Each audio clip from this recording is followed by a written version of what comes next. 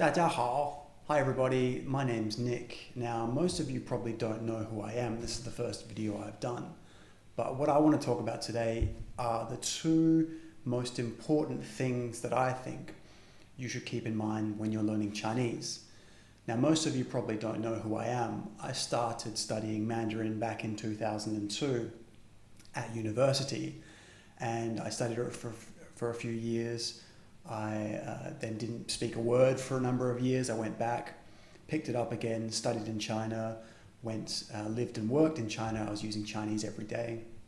Then went back to Australia, and for the past 5 years, I've let it lapse a little bit. So right now, my Chinese level is, it's good, it's pretty good. It's not perfect, could be better.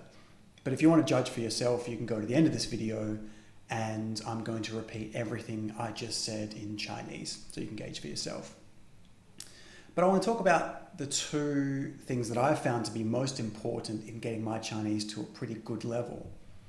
And the first is to never be self-conscious or to be embarrassed about talking with someone for fear of making a mistake. And I think this is really important for adult learners because we're already very competent in our mother tongue. We're very, very fluent. And then suddenly we're put in this position where we barely know any words. We sit down, we stutter, we fumble, and we are afraid that we sound like an idiot. And I think it's really important that we don't let that stop us from having a conversation with a native speaker. Even if it's something as simple as 你好,再见,谢谢. You really need to be able to use those language skills that you're developing as often as you can to improve. And I think a lot of people get self-conscious about the mistakes that they're going to make, and so they think, oh, I need to study more, I need to write more, I need to practice more vocabulary. And while that's important, I think often you just need to sit down and have that conversation and make those mistakes. And don't worry about sounding like an idiot, because the fact is you will make mistakes, and that's how you learn. And just to show that I'm not immune to this, I just want to give you one small anecdote of when I just arrived in China to study at Beijing Yuan Daxue. And I was staying in the dormitory at the university, and the dormitory had a cafe downstairs. And I wanted to order a smoothie, which in Chinese is 冰沙. And at that stage, I generally knew the characters, but I'd sometimes get the tones wrong, or I'd get the order wrong. And so I walked up to the person who was working at the cafe, and I very, very confidently asked for a 沙冰, not a 冰沙. And what I wanted was a smoothie, which is 冰沙. What I ordered was a 沙冰, which literally translates to stupid ice. And obviously the person behind the counter had a good old laugh at this and very nicely corrected me. The other thing you have to realize is that 沙冰 sounds very, very similar to a really, really rude swear word in Chinese, which I'm not going to translate for you. But the point is that I made those mistakes, and yes, it was embarrassing at the time, but I guarantee you after I made that mistake, I didn't make it again, because when you make those mistakes and you feel embarrassed, it gets seared into your memory. It's actually a really, really useful experience to go through. So the way that you improve and the way that you gradually increase your proficiency is to make those mistakes. So don't be embarrassed or self-conscious or think you need more work before you're ready to speak. Start speaking as early as you can, and with a partner who won't make you feel uncomfortable and who won't laugh at you. Because I guarantee you, if they're a Chinese person and they've been studying English, they made those mistakes as well. So lesson number one is never feel embarrassed, never feel self-conscious. I think this is also a specific problem for Mandarin because it's a tonal language. And for native English speakers or Westerners, we're not used to varying the pitch of our voice. It's a bit of a strange feeling for us. So if you listen to me when I speak English, the pitch of my voice is quite monotone. It doesn't really go up or down that much except when I want to emphasize something.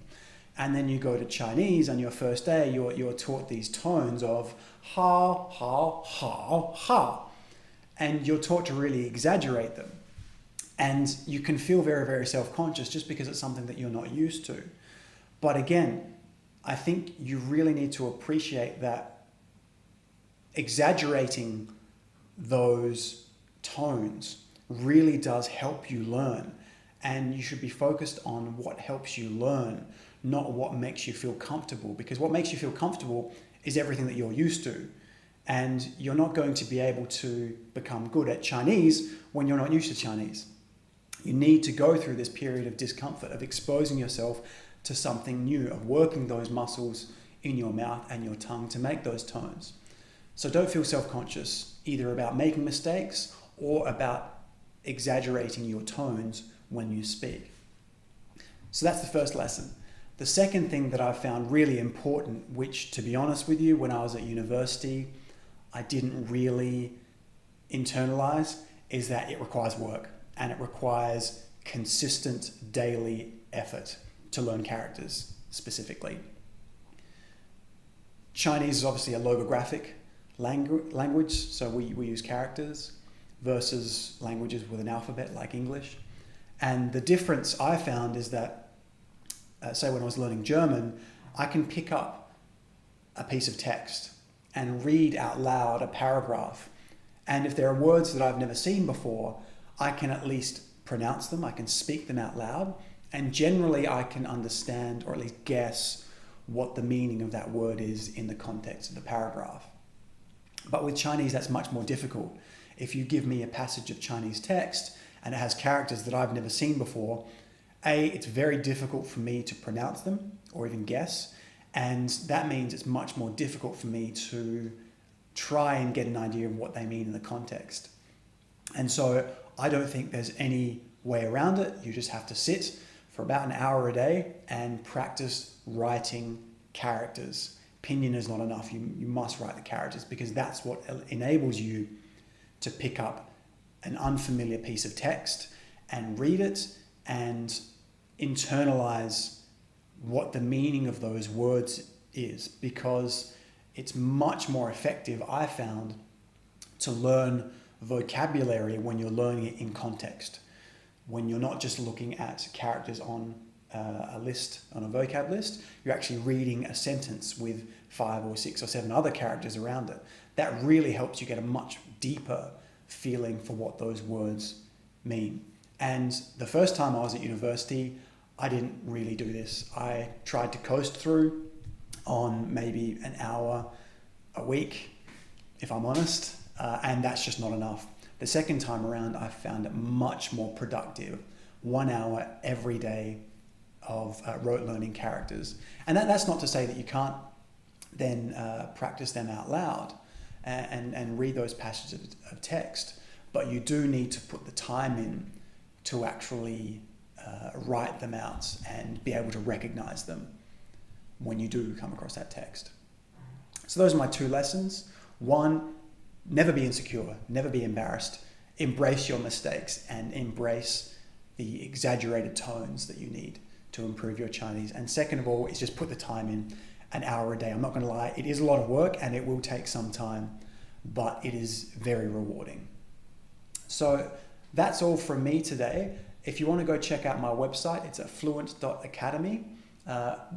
I'm launching some tools to help people improve their Chinese, both speaking skills and your character recognition skills. So if you head over to fluent.academy, I'll put a link down in the comments and you can start improving your Chinese today. Okay? Thank you everybody, and up next is the Chinese version of this video. 谢谢，再见。大家好，我是 Nick。今天我想讨论在学习中文的过程中，我认为最重要的2点是什么？大家可能没认识我，我是2002年开始学中文的，这是上大学的时候学了3年，大学毕业以后我没有继续学，08年重新开始，2010年去中国上北京语言大学，2011年回去中国工作，在中国工作5年，天天说中文。15年回去澳大利亚，然后这5年我说的很少，所以我想，讨论在这个过程中，我认为最重要的2点是什么？第一点呢，是我们外国人不应该害怕丢脸。这是什么意思呢？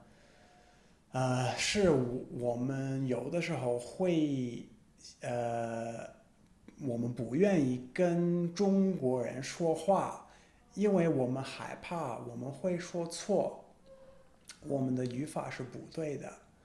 但是这个想法是不对的。如果有机会跟一个中国人说话，你直接跟他说话吧。你不要想我先要再去做词汇的练习，再去自己学，这是不对的。因为学外语的时候，这些错误是避免不了的。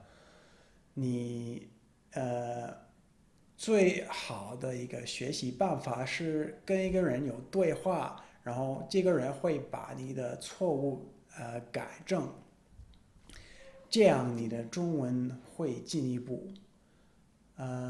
你不要害怕，你不应该感觉不舒服，这个是正常的。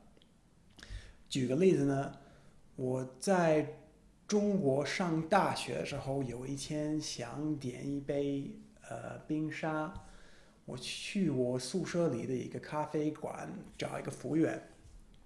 那个时候我中文也不是特别的好，冰沙这2个字我知道，但是有的时候我念的不对，或者我念的是相反的，所以我跟这个人说我要一杯傻冰，这些服务员就笑我了，跟我说先生，你是不是想要的是一个冰沙？我说对对是冰沙，傻病你们知道是什么意思？呃，那我当然很不好意思，我很尴尬，但是从那天开始，我又没把这个词说错，所以你不好意思的时候会记住什么说法是对的，什么说法是不对的。所以如果你应该多找一些机会跟一个中国人有对话，你不要想我先要再去做练习，特别是学中文的时候，因为中文不是有声的吗？我们外国人一般的外语没有这个声，所以我们开始学中文的时候会感觉不舒服，我们不愿意很清楚的说中文的声，所以我们外国人都会这么说，这样也是不对的。你不要考虑什么感觉是对的，什么感觉是不对的。你听你的老师，听你的对方，不要害怕丢脸，这个是第一点。第二点是很简单，是学中文的时候必须努力的去学字。我第一次在澳大利亚上大学的时候，没有那么努力。说实在的，我每周只学了1个小时，这个是不够的。第二次，我至少每天学了1个小时，一般学了2、3个小时，大多数都是写字儿。那写字为什么是很重要的？是因为其他外语不是有字母的吗？有字母，你可以把任何的文章拿出来，然后去念。如果有一个没见过的词，你还能念出来，可以猜这个词的意思是什么。中文的文章呢，如果有一个句子，这个句子里有你没认识的字，那你没法念，那这样学词汇是更难。我认为没有其他的办法，只能每天去写字儿，这也是挺重要。我跟你说，这个过程会要一段时间，也不容易，但是我保证，在这个过程后，你的中文水平一定会很明显的进一步。所以这是第二点，学中文的过程中的一个很重要的一个事情。那今天就这样了吧。如果想上我的网页，可以上 Fluent.Academy，我会有很多中文的练习。那我们再见了吧。好，谢谢，拜拜。